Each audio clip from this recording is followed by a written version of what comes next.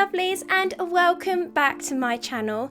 Today, as you can see, I thought we would do something just a little bit different. I thought that we would enter the world of what iffery and explore the question of what if Arthur Tudor didn't die of the sweating sickness in 1502? Which is a question I'm sure you've all pondered before. Now, quick warning, if you are someone that cannot handle a little bit of creative license when it comes to history, then I thoroughly suggest you go check out my other videos where I document historical figures. Before we start, if you haven't already, then I would really appreciate it if you hit the subscribe button. As always, feel free to leave your thoughts in the comment section down below, as I always look forward to reading what you have to say. And without further ado, what if Arthur Tudor didn't die in 1502? Arthur Tudor, Prince of Wales, was the oldest surviving son of King Henry VII and Elizabeth of York. He had been groomed since birth for his role of kingship, and although his parents had several children, Arthur would be joined by only 3 surviving siblings: his sister Margaret, his younger brother Henry, Duke of York, and his youngest sibling Mary Tudor. Arthur's father, Henry, had also been working meticulously on a politically advantageous marriage to the youngest infanta of Spain, Katherine of Aragon. Arthur and Katherine were wed in 1501, and by all surviving accounts, the couple seemed to be happy. The new prince and princess would then travel to Ludlow Castle. It was here that in the original timeline, Arthur and Katherine would catch the sweating sickness. Katherine would survive, and Arthur would not be so lucky. Katherine would then go on to marry his brother Henry, and that big old mess happens, you know the story. Or if you don't, go check out my videos. It will be here that our story deviates from the truth. In this version,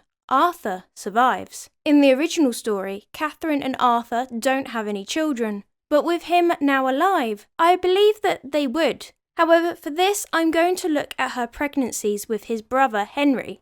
After all, they do share the same gene pool. With Henry, Katherine had 6 children and got pregnant without issue. I believe it would be the same with Arthur. However, Arthur is only 15 at this point. Although not impossible or uncommon for the time, let's delay the first pregnancy, as Katherine had not conceived in the 5 months that they had been married, and she claimed that she hadn't even slept with him. It's February 1503. Henry VII and Elizabeth of York are still expecting the birth of their child, although it wouldn't be out of necessity for a spare this time. Elizabeth would still, unfortunately, succumb to childbirth complications and die, which devastates all of her children, especially Henry and Mary. Arthur, after the death of his mother, now starts to feel the pressure of his position and thinks, right, come on Katie, let's get baby making. Realising unless his father remarried, which was unlikely, the line of succession rests on him and his brother Harry. Margaret would still go to Scotland to marry King James, and just how Henry and Mary were the closest siblings, I would imagine that Arthur and Margaret, as the oldest 2, were also close. I imagine that Arthur would feel sadness at his sister's departure, but also understand its necessity. 9 months later, November 1503, Arthur and Katherine welcomed their first child, who, just like Henry and Katherine's first child, would be stillborn, or died young. The reason I have done this here is because, as suggested earlier, I feel Arthur would feel the need to provide a grandchild after the death of his mother, and Katherine proved in the original timeline that she conceived quickly after marrying Henry. But this time, her and Arthur would have been married for 2 years, and Arthur would have been 17 and just that bit older. I would imagine that the king would offer a smidgen of comfort to Arthur here, as he and his mother have experienced this in their marriage. With their spirits lifted, they try again, and Katherine gives birth to a boy in 1504, which they called Henry after the king. The realm was delighted. Fireworks, bonfires and jousts were all a-go to celebrate the new baby's arrival. But if you've guessed it, in the comments section, give yourself a pat on the back, because just like his original timeline counterpart, Henry, Duke of Cornwall, would die at about 2 months, and the country went into mourning. 2 years later, in 1506, Katherine would give birth to a baby boy in the September. In the original timeline, this is the baby that she is pregnant with during the Battle of Flodden. And the reason I've changed this to the baby surviving is because I think potentially the stress of leading an army while being heavily pregnant is potentially what could have caused Katherine to miscarry in the first place. But in this timeline, she's not at Flodden. That would happen in about another 7 years. So I think the baby survives. I mean, it's my story, so I can do whatever I like. I think that they would also call the baby Henry, after his grandfather. And also the Tudors don't seem to have an issue with renaming a child after their dead sibling. The news of a surviving baby boy would be the cause of celebration across the country. I also think that it would be around this time that King Henry VIII now starts to look for a marriage for his second son, Henry, Duke of York. The winter of the next year, 1507, Katherine would suffer another miscarriage or stillbirth, and wouldn't give birth again until the 18th of February, 1508. Where they would welcome their first daughter, the Princess Mary. It could be possible that in this timeline, the baby would be called Margaret instead of Mary, as she was named after Henry and Arthur's sister Mary, and Henry favoured Mary over Margaret. But for the sake of simplicity, let's keep her name Mary. Mary's birth would be less of a disappointment in this timeline, as she has an older brother, Prince Henry, who is still kicking about. I mean, don't get me wrong, her birth to Henry and Katherine wasn't that much of a disappointment because it proved that they were capable of producing a healthy heir.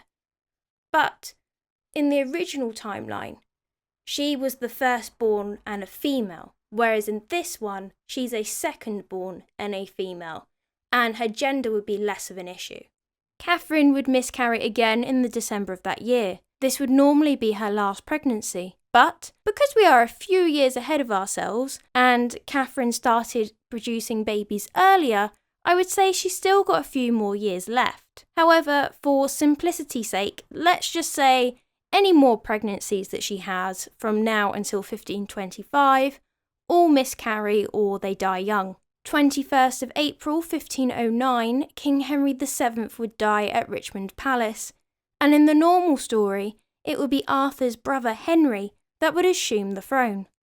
But, obviously, Arthur is still around, and England finally gets the first ever King Arthur. Woo! And we will keep the coronation date of Katherine and Henry's coronation, the 23rd of June 1509, for Katherine and Arthur's coronation date, as Henry VII dies at the same time, and the coronation would still take the same amount of time to plan. The difference is, Henry VII died this time knowing that he had done his job, and that he had grandchildren that would continue the line of succession. Now, whereas Henry went on a wife spree trying to get his heir and spare, I don't think Arthur would do the same, as he has Prince Henry, the Princess Mary, and his brother Henry, and any of his children. So the heir crisis isn't as bad as it was in the original timeline. So I don't think the break with Rome would happen under Arthur's rule, nor would he divorce Katherine, as he has 2 heirs, 3 if you include Henry, but I do however think he would set about dynastic marriages for his children, talking with the likes of France, Scotland and Spain, a particular favourite for Katherine. I think Arthur and Katherine would enter talks with Katherine's father, Ferdinand, and his grandson Charles of Spain for the marriage of Charles's sister, Mary, who was Katherine's niece. The marriage would see their son, Prince Henry, marry Charles's sister Mary. Henry, as we know, was born in 1506, and Mary, not his sister, Charles's sister, was born in 1505, making them of similar age, and they would be wed by proxy, with the official wedding and consummating of the marriage not happening until Henry was 15 in 1521, the same as his father had done. The Battle of Flodden would still occur in 1513, and England would still win that battle. Of course, which is why I'm talking about it. Plus, Katherine had won the victory in the original timeline, and she's still queen now, so I don't see any reason why she wouldn't win it a second time round. Arthur, like his brother Henry, would still send their sister Mary over to France to marry the nearly dead King Louis XII of France, with hopes that she would have the king's child, and then be regent for the infant boy. But as in the original timeline, she would not have a baby with him. However, when Mary requests to choose her second marriage, I think Arthur would agree, but he needs to approve it first for political reasons. Mary would still marry Charles Brandon illegally, and there is no way he would have had approved that. But I think this time they would be banished to France. The only reason they were let back last time is because Charles was Henry's bestie, and Mary was his favourite sister. But this time it's Arthur who is friends with Brandon, but he's not best friends with him, and his favourite sister is Margaret, not Mary. So they would still have to pay a fine to smooth the tension, but they wouldn't be allowed back to England. The Field of the Cloth of Gold would still happen in 1520, but Arthur had more political training than Henry. So A, he wouldn't bankrupt the country as much, although he would still peacock, and B, I don't think he would be arrogant enough to challenge Francis to a wrestling match. I think it would be at this point, upon seeing his sister for the first time in 5 years, Arthur would agree for Mary and Charles to return to England. Apart from that, the Field of the Cloth of Gold would pretty much stay the same. I also think that Henry, Duke of York, would be in attendance. In 1521, Prince Henry marries Mary of Spain in St. Paul's Cathedral, and, as was tradition with the Prince of Wales, the two would then relocate to Ludlow Castle. Spoiler alert, the two would not go on to have any children, or at least any that would survive to adulthood, as Mary's original timeline counterpart did not have any children in her 11-year marriage, and it's just fitting with the tragic lineage issue that the Tudors suffer with. In 1522, in the original timeline, Holy Roman Emperor Charles V came to England for a betrothal ceremony to the Princess Mary, who would have been 4. The ceremony took place on the 19th of June, and it was agreed that Mary would go to Spain when she turned 12, which in the original timeline was 8 years away, and Charles wanted Mary to go to Spain to learn how to be a Spanish princess. And Henry says no, saying, "A mistress to bring her up after the manner of Spain? Then he could not find one more meet than the Queen's Grace, her mother." Charles would eventually break off the engagement in August 1522 in order to marry Mary's cousin, Isabella of Portugal, who was about 18 or 19. Well, in this timeline, Mary is 14 in 1522, and as a result, is over the agreed age. I believe that the engagement would have gone through, as Mary was not the heir apparent. Her older brother Henry was. Her mother is still Katherine, and she would have been brought up in the Spanish ways. And she was older. So the 14-year-old Mary leaves England with her 22-year-old husband back to Spain, and Mary is now the Empress Consort, or the Holy Roman Empress. I mentioned earlier in the What If that King Henry VII tried, and ultimately failed, to find Henry, Duke of York a marriage. So, at the moment, he is still single. Oh, behave! Yeah! I think his affair with Bessie Blount would have still occurred in 1519, and Henry Fitzroy still would have been born. However, obviously, he wouldn't have had the surname Fitzroy, as that means son of the king, and I don't think Henry would have recognised him as his child, as it caused a bit of a scandal when he was king, and the only reason he acknowledged Fitzroy was because he was desperate for an heir. But now the pressure doesn't exist, so Bessie gets sent off to a nunnery, and I think he still would have had a relationship with Mary Boleyn. Okay, so this next bit I was toing and throwing with this idea for ages, but ultimately, I think Henry still gets together with Anne Boleyn in 1527. At this point, he is still a Catholic, and she would still be of the Reformist faith. But I don't think that would have changed much. He was overbearingly lustful of her, so I don't think their religious differences would have mattered so much if she kept her mouth shut. And, as the Duchess of York rather than Queen of England, I think Anne is smart enough to realise it would be safer for her not to preach as much as she wills less power. Obviously, with Henry not being king, the Church of England is never created, nor do we split with Rome, and Henry, still being single, doesn't spend nearly a decade trying to get a divorce. I think him and Anne would have wed in 1527. With the Boleyns being an ambitious family, I think they would have been happy with the position of Duchess of York, as it was a step up from her previous marital negotiations for the Countess of Ormond. I don't think Katherine or Arthur are particularly happy with the match due to Anne's faith, but I think Arthur softens when Anne gives birth to Elizabeth in 1528. I think Anne will suffer the same fate as her original timeline counterpart, not being able to conceive any more children after Elizabeth. 1536 is next, and boy, this is a busy year. Queen Katherine of Aragon dies in 1536, and the king is devastated. And so is the prince. Although I think Katherine would die towards the end of 1536, as the reason she dies in the original timeline is due to ill health that is worsened by the conditions of the cold, damp castles that Henry kept her in.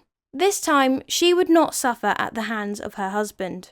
1536 is also the year that the Duke of York seeks an annulment to his marriage of Anne Boleyn. As he is not king, Henry doesn't have the power to execute her, and Arthur, not being an idiot, knows the PR nightmares that execution would bring. So, instead, Henry says that his marriage to Anne was incestuous because he had slept with her sister Mary prior to the marriage. I'm going to assume that the Pope is not held under duress by Spain and grants the annulment, or if he is still held under the duress of Spain, the Tudor family would have had more sway as Arthur's daughter Mary is now the Holy Roman Empress. Anne goes off to a nunnery and Elizabeth is not declared illegitimate. Henry, as we know, had his eyes on Jane Seymour, who he would still wed in May 1536. Henry Fitzroy, although he wouldn't have the surname Fitzroy, as that means son of the king, dies in 1536 because of an unknown illness. And I'm going to be really mean here and say that Henry, Prince of Wales, catches the same illness that Henry Fitzroy had and dies too. Edward Tudor, who is now the son of the Duke of York, is born in October 1537, and Jane Seymour, the Duchess of York, unfortunately dies as well. This time, because Henry hasn't executed Anne, and he has only had 2 wives instead of 3, I think the Duke of York has a better reputation on the marriage market. And so, when Christina of Denmark is approached for a marriage agreement to Henry, I think she agrees, as it is his reputation and poor treatment of his first 2 wives that puts her off. But in this timeline, Katherine never married Henry, and Anne was treated fairly. Ish. Kinda. So, Christina and Henry marry in 1540, instead of his marriage to Anne of Cleves. Arthur, on the other hand, has sunk into a deep depression, like his father did when Elizabeth of York died, as he and Katherine truly did share a bond together.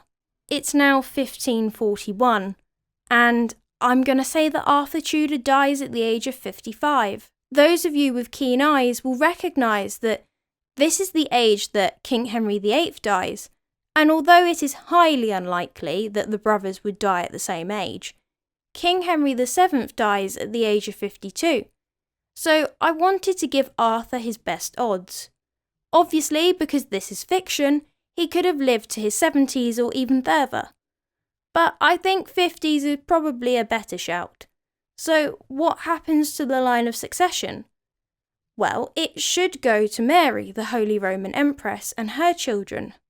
But the Privy Council, Arthur, and the rest of his family weren't so keen with England becoming part of the empire. So, as the Tudors loved to do, they rewrote the line of succession.